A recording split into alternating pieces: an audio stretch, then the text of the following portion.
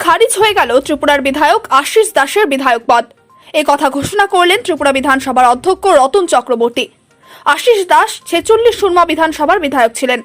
বিগত দিনে তিনি বিজেপি দল ত্যাগ করে তৃণমূলে যোগ দিয়েছিলেন। বিধানসভার অধ্যক্ষ রতন চক্রবর্তী জানান, সংবিধানের 10 নম্বর অনুচ্ছেদের 6 নম্বর ধারামূলে 46 সুরমা বিধানসভার বিধায়ক আশিস দাসের বিধায়ক পদ খারিজ হয়েছে। অধ্যক্ষ আরও বলেন, আশিস দাস বিধানসভার সদস্য হিসেবে অনুপযুক্ত। অধ্যক্ষ বলেন, একজন তরুণ বিধায়ক হিসেবে আশিস দাসকে বেরিয়ে যেতে হবে, সেটা তার খারাপ লাগছে, কিন্তু সংবিধানের একটি বিধান রয়েছে, এর বাইরে গিয়ে কেউ কিছু করতে পারবে না। উপযুক্ত না থাকে, আমি না হয়, তাহলে একটা প্রশ্ন, এই রাজ্যের আপামর জনগণ, আজকে উনি অধ্যক্ষ হয়েছেন, অধ্যক্ষ হয়ে উনি যে কথা আমার সম্পর্কে বললেন, অধ্যক্ষ জীবনের আগেও উনি এমএলএ ছিলেন এবং রাজনৈতিক দল উনি কিভাবে জলের মতো পরিবর্তন করেছেন এই রাজ্যের অগণিত মানুষ অবগত আছেন। এই পরিস্থিতিতে জামা বদল করেছেন, সময়ের পরিস্থিতিতে অধ্যক্ষ হয়েছেন। এই পরিস্থিতিতে উনি যদি মনে করেন আমি অযোগ্য, সবচেয়ে প্রথম বড় অযোগ্য হলো যিনি আমাকে অযোগ্য বলে ঘোষণা করেছেন, আমি মনে করি উনি অযোগ্য। পাশাপাশি উনি আমাকে অযোগ্য করার আগে একটা বিষয় এই ত্রিপুরা রাজ্যের মানুষ অবগত আছেন এবং ওনার আগের যে স্পিকার ছিলেন, অধ্যক্ষ ছিলেন রেবতী মোহন দাস, আমাদের আইপিএফটি বিজেপি জোট সরকার, সেই আইপিএফটি বিজেপি জোট সরকারের আমার এক সহযোদ্ধা সিমনা বিধানসভার বিধায়ক বিশ্বজিৎ দেববর্মা আইপিএফটি ছিলেন, উনিও রেজিগনেশন দিয়েছিলেন এবং মহারাজা প্রদ্যুৎ কিশোরকে নিয়ে বিধানসভায় উনি গিয়েছিলেন। 6.5 মাস 7 মাস হয়ে গেল। এই জায়গাতে একই দোষে দুজনের দণ্ড দুই রকম কেন? প্রথমে বলবো, উনি অধ্যক্ষ হিসেবে অনুপযুক্ত। উনি উনার কোনো অধ্যক্ষ হিসাবে যে মরাল দায়িত্ব পালন করার, সেই দায়িত্ব উনি পালন করেননি। তাই আমি এই জায়গায় দাঁড়িয়ে আমি ওনাকে আশ্বস্ত করতে চাই, আপনি এক চোখে তেল দেখছেন, এক চোখে জল দেখছেন, আপনি অধ্যক্ষ হওয়ার কোনো যোগ্যতাই নেই। দুইজনের ক্ষেত্রে দুইজন একই দোষে দুষ্ট, পাশাপাশি একই দোষে দুষ্ট নয়।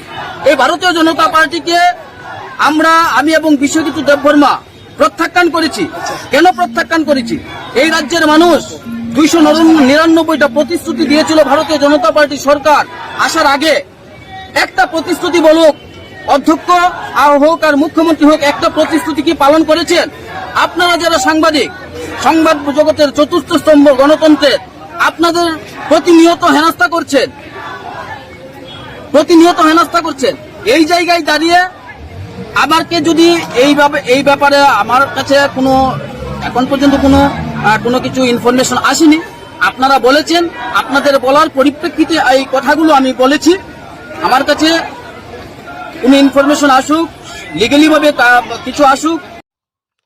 যে দীর্ঘ সময় প্রসেস করার পর সংবিধানের বিভিন্ন দিক বিচার বিবেচনা করে এবং বিভিন্ন সময় আশিস দাস যেভাবে প্রায়শ্চিত্ত করার নামে মাথা মুড়িয়ে বিজেপির বিরুদ্ধে বিষোদ্গার করেছেন এবং কোনো অবস্থাতেই তার মাথায় চুল গজাবে না তার এই প্রায়শ্চিত্ত বিজেপি শেষ না হওয়া পর্যন্ত।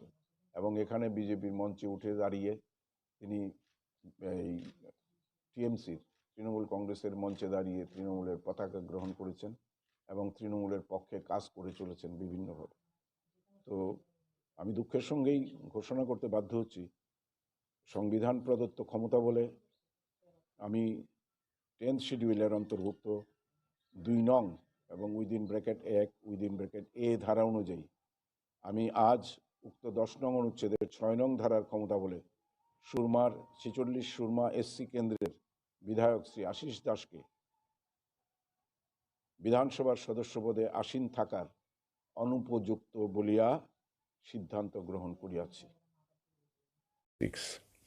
The application was received at my office on 25/10/2021, whereupon the same was put up before me. I passed an order on 26/10/2021 for checking as to whether the petition filed by Srimati Kolrani Rai, member of Legislative Assembly, thereafter referred as MLA, was in conformity with the rule of 1986. Thereafter, the petition having been checked and found to be in compliance with the requirements prescribed under the rules of 1986, I vied my order dated 27/10/21, ordered for forwarding the copy of the petition along with its annexures to the sole respondent Sri Ashish Das MLA, inviting his comments in writing within 7 days.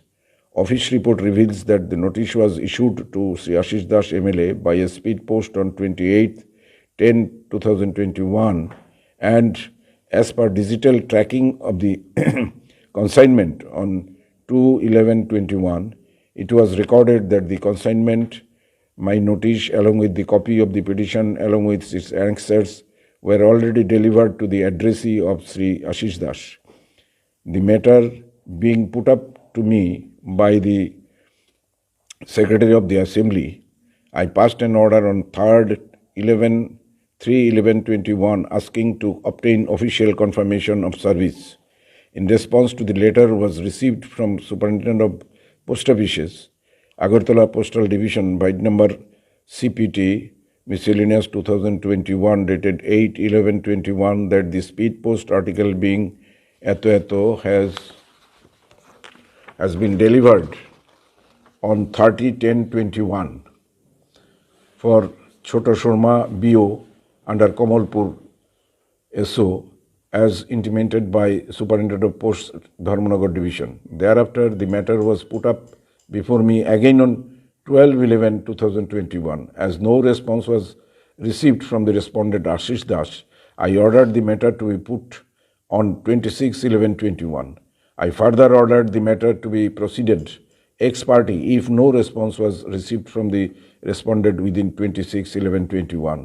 This order was sent to the respondent Sri Ashish Das MLA by speed post, white consignment number Eto, which was returned unserved on 24/11/21 with the remark addressee absent. Thereafter, the matter being posted on 26/11/21, I ordered for reissue of my order dated 12/11/21 to the respondent Sri Ashish Das MLA, again fixing 14/12/21 for ex parte hearing. This time I directed for service of notice upon the addressee Ashish Das MLA through the office in charge of Kamalpur Police Station.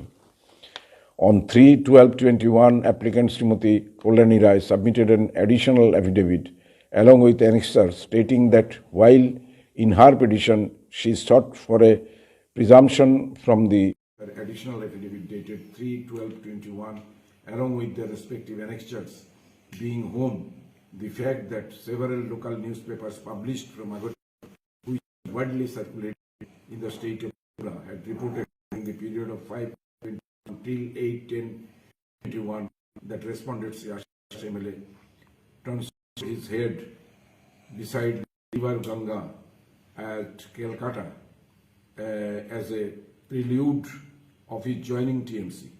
Respondent Sri Ashish Das MLA reportedly made sketching remarks against the ruling Bharatiya Janata Party within bracket hereinafter. Dharmanagar থেকে রমেন্দ্র গোস্বামীর প্রতিবেদন, তরঙ্গ TV Bangla. গুণে মানে ও সঠিক পরিমাণের guarantee সহ অত্যাধুনিক মেশিন দ্বারা সরবরাহের এক নির্ভরযোগ্য পেট্রোল পাম্প কালাইন বাজার সংলগ্ন জাতীয় সড়ক লাগোয়া লক্ষ্মীপুরের নতুন উদ্যমে ফের শুরু হয়েছে ইএসআর পেট্রোল পাম্প। 2022-এর 1 জানুয়ারি থেকে চালকগণের জন্য থাকছে বিশেষ উপহার। গুণে মানে ও সঠিক পরিমাণের গ্যারান্টি সহ অত্যাধুনিক মেশিন দ্বারা সরবরাহের এক নির্ভরযোগ্য পেট্রোল পাম্প কালাইন বাজার সংলগ্ন জাতীয় সড়ক লাগোয়া লক্ষ্মীপুরের নতুন উদ্যমে ফের শুরু হয়েছে ইএসআর পেট্রোল পাম্প। 2022-এর 1 জানুয়ারি থেকে চালকগণের জন্য থাকছে বিশেষ উপহার।